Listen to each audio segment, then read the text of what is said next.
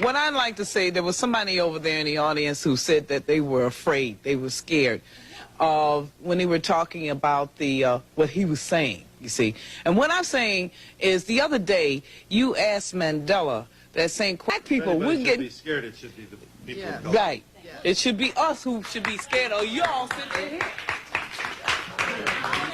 Excuse me, I was brought up in, quote, Bedford-Stuyvesant in my time. But I would like to say what scares us is I think we hear violence. May I respond? Yeah. May I respond, please? I'm sorry. All right. Minister Farrakhan, would you explain why it is relevant at this stage in 1990, with all that we've gone through, why it is still relevant to try and to educate or to get white people to understand the plight of black people? Shouldn't the energy be directed to us? Right on. If I may, my work is directly to black people. I spend 99% of my time dealing with us to help us reform our minds and spirit that we may do for ourselves. However, when you live in a society like this, and we know that in order to effect a solution to a problem between black and white, then there's going to have to be some meaningful dialogue between black and white in order to effect a solution. The young lady said she's afraid of violence. And isn't it sad that we who have been the victims of so much violence, now whites fear violence from us? We do not have a history of killing white people. White people have a history of killing us. See? And what you fear, may I say this, sir?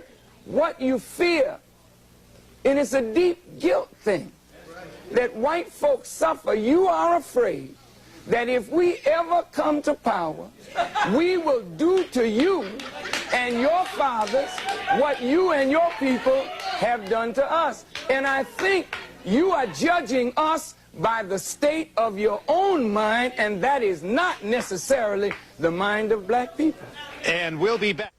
Hi guys, welcome back again to my YouTube channel. It's so good to have you. Thank you so much for clicking when you saw this video. So I don't know if any of you have actually taken your time to listen to Farrakhan's teaching and try to understand where he's coming from, the impact that he has made in the life of people, and trying to deconstruct a lot of narrative that have been passed, especially about people that looks like myself. Well, I'm going to let the rest of the videos roll, right? Then I'll come back with more commentary. Let's go look at what he says. He said in some of these clips I gathered for you guys, and the question that came up from these interactions. Then I'll come back with more commentary. Credit belongs to original creators of those videos, and don't forget to like and subscribe. Let's go watch. I said in the first segment it was a crime of omission as well as a crime of commission. And that crime has affected both white and black. White folk have been made to believe that the history of civilization begins in Egypt and that Egypt was a white civilization. And that many whites have been made to believe that black folk were just in the jungles of Africa running around with no clothes on and never contributed anything to the advancement of civilization, while at the same time there are Masons and Shriners. Some of your parents are Shriners and Masons, and they put on the fez of the Muslim people, and what they are studying is the true history of the black people of this earth. I think if the proper education were given to black and white, we could come away with a healthy respect one for the other. I want to clear this, that I don't think black people disrespect the tremendous accomplishments that white folk have made. But if white folk do not know what black people have contributed to the advancement of civilization, it leads to a disrespect of a whole segment of the population. And this is why today I will say that black children, as much as we need education, we don't want to go to these schools because the food that we are being fed is not proper. But any one of us can go into the schools where there's no discipline, where there's madness in the corridors, and we can speak to our youth and get their attention in a matter of moments, because we are teaching them that which their souls yearn for, that is a proper knowledge of self. And if they won't give it to us, we have the responsibility to give it to ourselves. You're not preaching. My dear young lady, when you go out into the world, you're going to find a reality that you're going to have to deal with. Please don't live in a fantasy world created by television. There's a very real world. Mr. Farrakhan, I sit here and I'm seething. The things that you're saying only divides us. Well, what is it that he said that makes you angry? I don't like what you say about Jews or any other people. These things that you... And when you look at us, you're not... talking about Jews. He's talking about an abasement of their religion Phil, by excuse some me. people. Excuse me. What you're doing is Just a moment. You have been sitting there for an hour, and you've been snickering and sneering at us. Yes. We don't look at you that way. We're giving you the respect, the full hour to listen. You're not Martin Luther King, who brought us together. I could listen to him forever, but you're dividing us.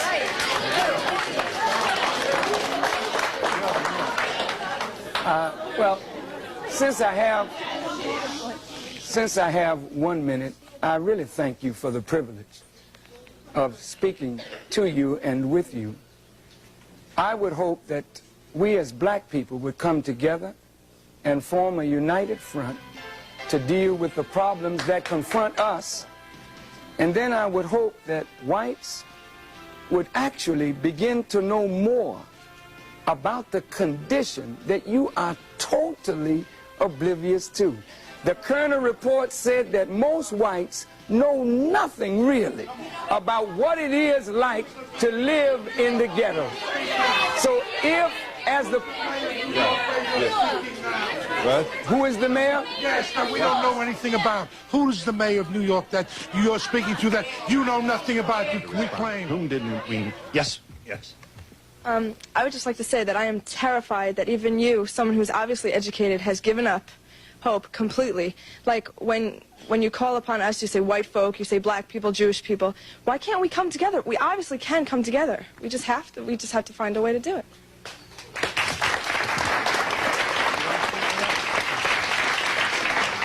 The desire is good, but the reality is the total opposite of your desire. And unfortunately, as a young lady, you are not in the position of power to make the decisions to make America work. May I, you know, as an audience of intelligent people, I would like to just take a moment to say to you that I really don't think you fully understand what has happened to these people that you look at as second class or inferior citizens in this nation. Black people who were brought to this country were stripped of their names, language, culture, religion, God, and taken totally away from the history of themselves. Here are 30 million people who don't wear their own names, they wear your names. Who don't speak their own language, they speak English, which is not their language. They never were allowed their own cultural expression of Africa. Don't you realize that when you turn a people upside down and inside out, then sell them not for a day, not for a year, but for 300 years, and deny us the human right to know, to read a book, to learn, to understand. And then after 300 years of that, you allow us into the church, but by that time you've painted Jesus white, God white, the angels white, and then all these black people have been subjected to a form of white supremacy, which produces in the reverse a black inferiority. And this is fulfilling what Jesus said, as a man thinketh, so is he. And as long as our people think the way they think, we will never be able to do what we as a people should do to correct You constantly speak of injustice in the country. Look at the injustice that you're doing to these people. Let America be the way it should be. What do you want to separate everyone for? What is the purpose of that? That's not this country. Not my time, please. First, miss, you said let America be what it should be. Should is the conditional. And the conditions now, ma'am, the conditions are that America is separate. You have 2 million Indians on reservations, Indian women being sterilized. You have 30 million blacks unemployed, unemployable. Whites and Jews but and look, all different types of people, not just blacks. Miss, I gotta say this. Listen. Miss, Jews have organizations and leaders looking out for their concerns. Whites have organizations and leaders looking out for their concerns. As a black person, I reserve the right to look out for the concerns of my own people. And if we all look out for the concerns of our people and do justice by our people and by one another, then possibly America might be conditionally what you think it ought to be, but I really don't think you got that amount of time. Yes. Yes, ma'am. I can dare say this is the only country on the face of the earth where black, brown, white, polka dotted all have equal opportunity. They can make it. Of course, I have to. Briefly. Yeah. I have to respond. Briefly. Minister Farrakhan, I've been reading the NAACP reports and the National Urban League reports, and recently I was reading in the Washington Post where Dr. Kenneth Clark, one of our greats, was now lamenting over the fact that he has found that America is indeed separate and unequal, and that he has lived his entire life fighting for integration. Would you please, for these few moments, to the blacks who are listening in the audience, speak of a black united front and how we can begin to pull our people together? Certainly, the lady who raised the point that America is a great land of opportunity, we can't deny that America has given everyone who has come opportunity. But to the blacks who built this, I suggest to you, miss, you are not qualified to speak for us. You are not qualified to speak for us. You are only qualified to represent yourself and your opinion. But really, those of us who have suffered this, we know what we're talking about. So now I would like to just address this point. I'll give you an opportunity in just a moment. See, one thing I've noticed in life is that you can't actually please everybody. No matter how much you try, no matter the teachings that you pass, no matter how much you preach kindness and truthfulness, trust me, people will still not believe you. People will still see you as that person who is a divider.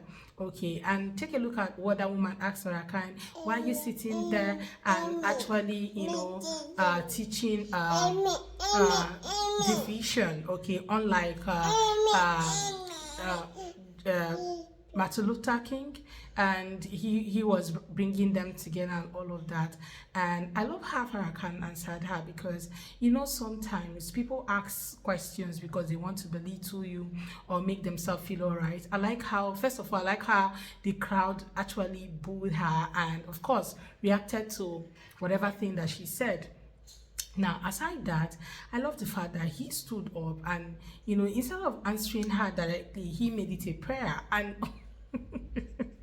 and saying that God is going to help black people and, help these other people also to understand the truth, because for years, a lot of them have wandered in lies, like they've wandered in lies where, the teachings that they've gotten, it doesn't have add any good value to black folks. A lot of them always have gotten teachings that, teachings of hate. Okay, I don't know if I should put it that way, but I don't know if you have actually taken time, to watch this video till now. You'll be able to hear when one woman was saying that, oh, what we hear is this. What we hear is I've forgotten exactly the word that she used, but this is just her saying that what they hear from black folks are, trouble mostly. Okay, they don't hear anything good and all of that. They hear, run, all of those kind of words. Okay, and they don't hear anything good, and it makes me just question myself, what do you guys hear growing up? Okay, because most of these people in white community, what do they actually hear growing up? So let me give you a particular scenario, right? I've seen where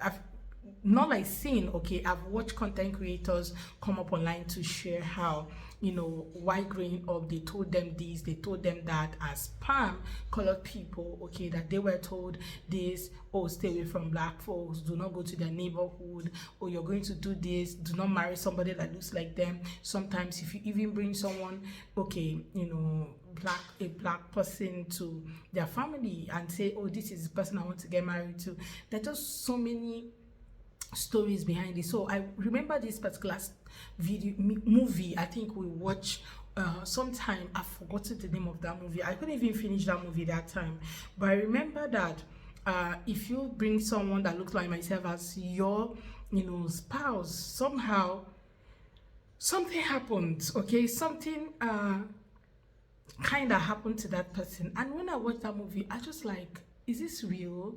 Okay, now having to hear from different angles while listening to Farrakhan, and of course listening to other creators who are like myself, okay, who end up teaching about the struggles of black folks in America, you get to open my eyes to the deeper things that actually black folks actually go through, not only in America, all over the world. Somehow you just see it. I saw a video today where a lady was reacting to a particular video where she was talking about a black man who was in a train in one of these Asian countries, okay, and this guy was literally, when they see a black person, what they do is to close their nose. So before the guy could close his nose, the black guy was already closing his nose, and the reaction was loud because he never expected the black folk would be the one doing that. He wanted to be the one doing it. He didn't expect that a black person was going to be the one doing that first. So he reacted very bad. So these people, they can dish what they actually give. Some of them give very sour taste food, but they can't even take a bite from the food that they have dished. Okay, so it's quite frustrating for them, and just this is an eye-opener for a lot of us that, you just have to love up on yourself and love up on your neighbors, and love up on people like yourself. Build a community, a wall around yourself. Very, very important. Anyway, I'm going to wrap it here. You guys let me know what you all think in the comment. Let's talk about it. Credit belongs to original creators of those videos. I look forward to seeing you all on my next. Thank you so much, guys, for watching. See you all next time. Don't forget to like and subscribe. See you next time, guys. Bye.